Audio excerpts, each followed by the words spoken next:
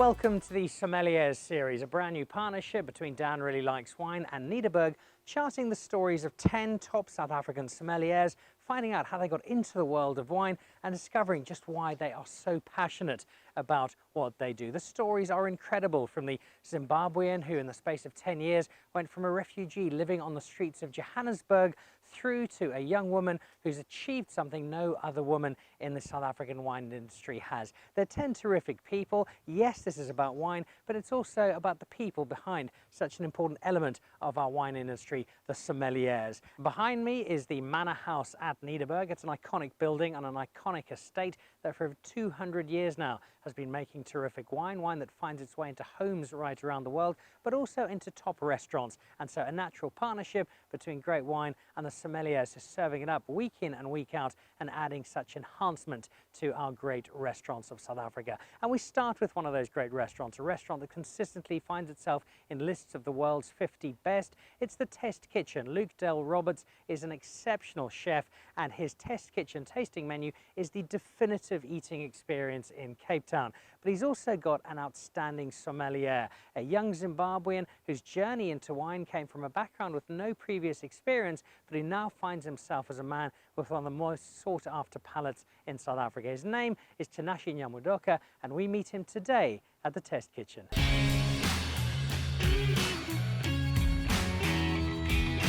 If you ask anybody who knows the South African food scene what consistently the best restaurant in South Africa has been over pretty much the last decade, there is always one restaurant that comes up in that particular discussion, and it's this one, the Test Kitchen, which is the cream of the empire of Luke Dale Roberts. But it's not just the food that makes the Test Kitchen stand out, it is the wine. And the wine, at the moment, is in the hands of somebody who I might until recently have called my fellow Zimbabwean. Yeah. I might have called you head sommelier, I might have called you wine expert, but instead, Tinashe, I think your chief title now is Jurgen Klopp's best mate.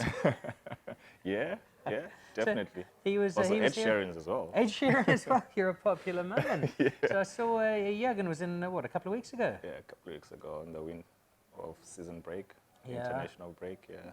Brilliant. Are you a Liverpool fan? Nah, and I made him known that I'm not a Liverpool fan. It's a cool perk of the job of working at what is one of South Africa's definitive restaurants, and it's a role that you fill with great success and with great passion, and it's the culmination so far of your wine journey. How did that wine journey begin for you, Tinashe? Well, it's been a interesting and enjoyable one, I suppose.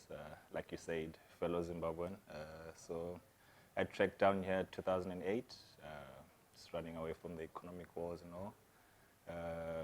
Got to South Africa, didn't know what to do, always tell you there's greener pastures.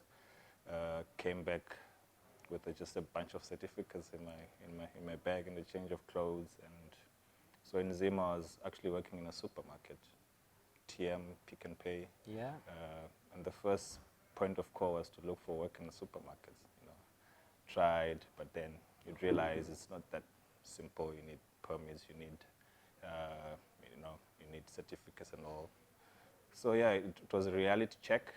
Eventually, the only job I could get was a baker's position in a spa, in observatory. I made bread really well.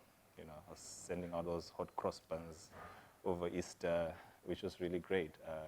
But during that time, you start to realize I wasn't earning much, like R8.50 an hour. But I figured my friends who had been here earlier were making quite a lot of money in restaurants, coming home with R100 tips, and I was even making less than that a day. So I figured out I could, try in the restaurant trade, drafted a CV. I'd never worked in a restaurant before. There was one day where I got a reply from the Roundhouse restaurant. They were taking over the old building in Camps Bay, recruiting, asked to come for an interview. I went there, did a group interview. I think it was like 20 of us in the room. I sat on the other side. The interview started on the other side. And most of these were seasoned waiters, talking about the food, the wines, Chardonnays, and Rieslings. And I'm like, yeah, okay. They did say I must come to the interview, but I'm not sure if I'm I'm in the right place. So eventually they came to me, and I was honest to the interviewees then, you know, I just saw the invite to come here, but clearly, you know, all I know is there's red wine and white wine. I've never worked in a restaurant, but if you're looking for a guy to teach, I'm the right guy. Yeah, same day after the interview is done, I got a message, you must come back for the second interview. I did the second interview, and you know, they clearly told me like, you're probably one of the most honest guy in that interview, because everyone was lying about, but don't worry, because you're the kind of people we're looking for. So with time, I realized we're guinea pigs, because around us we're starting off their program called the Let's Sell Lobster. Yes. Yeah. So the whole idea was to get people without prior experience and teach them, you know, hospitality and industry. And eventually I was honest enough and fell in that. So yeah, that's how I got into the restaurant trade. Started off as a runner, you know, running plates, cutlery, polishing glasses. Eventually, you know, we were doing a lot of trainings. It's given to waiting a few of the tables, but I just, by chance, you know, because there used to be intensive wine trainings, and I got into wine because I realized if you're in a restaurant and you're selling food, you recommend wines, your guest check is going to be high. So I figured if I could sell more wine, my guest check would be high and I could get more money. So it wasn't anything to do about taste or I knew about wine. It just told me, you know, Ditorin is the best red wine in South Africa. If they order a steak, just punt it, you know. They order nice seafood platter, Hamilton Russell, Chardonnay is the wine to go for. So it was purely on those bases. Then, you know, with self-discovery, trying to look around, okay, who are the guys doing this? Is there a profession? Now I knew there was a sommelier. How did you become a sommelier? There's Cape One Academy, WSET, started enrolling myself. So at some point I felt I needed a change. You know, I moved on to the showroom restaurant, which was run by the late Bruce Robertson. Yeah, I remember, in the center of town. Center of town. Yeah. I worked there as a wine waiter / wine steward. Eventually, it closed down after a few months. Then, incidentally, the one and only hotel was opening.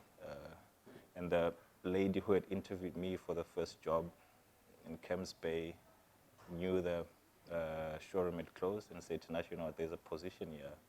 You're the one and only. If you want to come, just come over, drop your CV. I dropped my CV, got called into an interview again. You know, and I remember now that person who interviewed was Ken Shimaya. He was a seasoned sommelier, but was working in F&B there.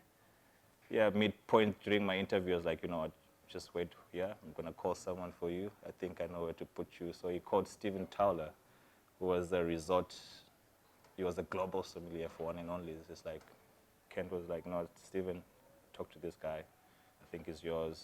Stephen gave me the papers to sign. You know, you're starting as a wine steward. I'm like, no, guys, I came here to interview for a waiter's position. You know, I don't know what wine steward guys you're talking about, but I really want to earn my money as a waiter. So the only way they convinced me, I was like, you know what, Tinashe, wine waiter, you know, you're going to be a professional sommelier at some point. And the good thing is you're going to get a higher pay than a waiter would get. And obviously going to share the tips. That's how I eventually went into the wine waiter. I was like, okay, if it's like fine, you can start as soon as possible. That's where I really saw, so one and only opened my horizons. That's where I started to realize, okay, you've got a group sommelier, you've got a head sommelier who was Andre Becker at that time. You had another sommelier, my great friend Eric Botter was there. A good man, Eric. Yeah, and there were a few wine butlers, and we had 3 wine waiters, and we were like a dedicated team of sommeliers. I had known Luke during my days at the one and only Nobu. He used to come with the wife and Finley. So I think it's his son's favorite restaurant, which doesn't say much about his own cooking. exactly. Yeah. So you know, through different people, mutual friends, we knew the Manleys. You know, they suggested I should apply for the job, and Luke was, you know, come give it a go, which is a big step. I'd been 1 year, a year and a half in a new job, and here was the test kitchen calling, and you know, I took the challenge on. I thought I knew, but you know, generally I was a rookie, but I just, you know, it made sense for me. working in the best restaurant in South Africa, one of the best in the world, alongside top chef. So yeah, it was easy call, not financially though. You know, rather be in hotels and then standalone restaurants. But yeah, I came here 2015. Everything fell in place, and here I am. So it's a remarkable journey. It's all happened Yeah. so quickly in just over a decade from arriving in South Yeah. Africa to becoming this almost iconic figure in the South African wine industry. So it's a very inspiring journey, and it's a journey that's been inspired by wine. Obviously, the motivation was financial to start with. Yeah. Do you remember the first bottle of wine, the first glass of wine that really clicked and made you think, you know what, this is a space for me? Yeah. So during my time at the Rounders, you know, because I wasn't drinking wine before, and they so happened to pour Rodera Robusto 2006. It was being made by Teddy Hall back then. And for me, it ticked the boxes. It was rich, it was supple, a bit of ripeness. It wasn't the dry, bitter stuff. So it was like a wholesome, and I'm still recalling my first sip of it. And, you know, it taught me wine could be nice. So yeah, probably that's the glass. And over the years, there have been wines and incidences that has shaped my whole career and different phases. And I think the test kitchen phase really made me discover what taste I like and how to really hone my taste and harness it and to express it to a different person. The internationals we mentioned earlier, your good friends Ed Sheeran and Jurgen Klopp, what wine did they try? Oh, they tried Kumusha wine, obviously. Which leads rather nicely to my next question. If you're wondering, well, what is Kumusha wine? Well, it's a word that we understand. It's a wonderful Zimbabwean word that means home, but so much more than home. It reflects where you come from, and it's part of your soul and your spirit. And wine has become part of your soul and your spirit. So it's a natural next step of your journey, having your very own wine. Wine has its origins, has its, you know, terroir, which can be where the wine comes from. You can taste the wine and you know it's in Stellenbosch. You can taste the wine and you know it has to take you to the Mosel. But I'd never been to the Mosel. You know, I barely knew any other country. But then wine was taking me to some place I was familiar with. And he was mentioning, you know, that sometimes terroir can also be a place where wine is taking you. And all of a sudden, I remember wine was taking me home. And my enjoyment of wine also improved. And I realized among my friends, a group of sommeliers in Cape Town, the Zimbabwean team, everyone was coining their own tasting notes. No, I taste okra, you know. I taste okra in a Cabernet Franc. I'm tasting this cow dung in this wine. And it almost became like every time we're tasting wines, we're trying to pick up the fruits from back home. So that's why I came up with the wine, and it's been doing very well, overwhelmingly well, and people are relating to it as I imagined it. So it's really a good feeling that I ended up pushing it, and I'd love it to grow even bigger. This is a really exciting development. I'm going to let Tinashe go and grab a bottle of the Kumusha. I haven't had it before, but Jurgen Klopp WhatsApped to me and told me he thought it was fantastic. Will there be notes of Mazoe? Will there be a hint of Chibuku? Maybe a little bit of Sadza on the palate? We'll find out shortly, and also try some of it with one of Luke Del Roberts' dishes and see what it's like. Awesome. So the food has arrived, but far more importantly, the wine has arrived as well. I've just been having a look at the label, and it just feels so quintessentially Zimbabwean. I grew up in Marandera mainly, rural part of Zimbabwe, and it's the kind of scenery that I would drive past. Where is Kumusha for you? So my Kumusha is in Nyanga. Okay, down the road. Nyanga, down the road, so, you know, very mountainous. So I actually took an old photo of my grandfather's property. A friend of mine was actually from the Eastern Cape. Designed the whole label for me because he felt it resonated with him. What have you chosen for us here and why? So I've chosen Chef Luke's take on the beef tartare. You know, it's, if you go to another restaurant and tell them this is a beef tartare, they'll be like, where's the quailed egg or some of the other stuff? But Luke being Luke, is also trying to put a story on his dish. So when he came up with this dish, he was like, Tinashe, I want to make a steak tartare, but my one is reminding me of my youth, is reminding me of where I came from. You know, this is a traditional British Sunday roast. So he said, I want to deconstruct the Sunday roast and put it on a beef tartare.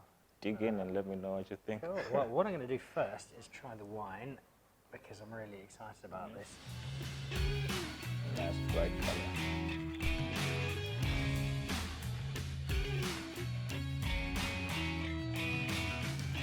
If you want to try the food yourself, I think Test Kitchen does have an opening in about 2026 for a table of 2.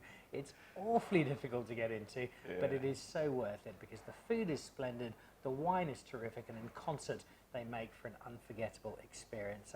Tinashe, thank you for today. Awesome, pleasure. Thank you for introducing me to your wine. It's the first bottle I've had. It certainly won't be the last. Awesome, and I highly recommend people give it a try, as I recommend you join us again next week when we continue in partnership with Nederburg this wonderful opportunity to tell the stories of the sommeliers.